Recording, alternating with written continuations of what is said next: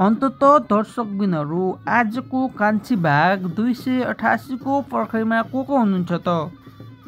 साथीहरू, कान्छी र सागरको शान्त जीवनमा कसैले जानी जानी आगो लगाइदिएका छन् हो साथीहरू।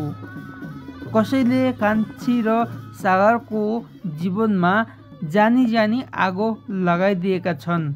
सागर चुप छन् तर कान्छीको आँखा अब सबै कुरा बुझिएको छ हो साथीहरू।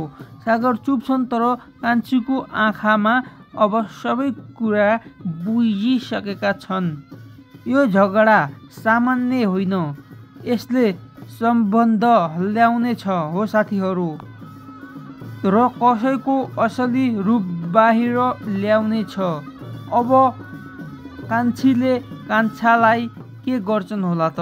मेरो मतलब सागरलाई के गर्छन् होला त साथीहरू? कि सागरका लागि ठुलो निर्णय के हुन्छ त साथीहरू?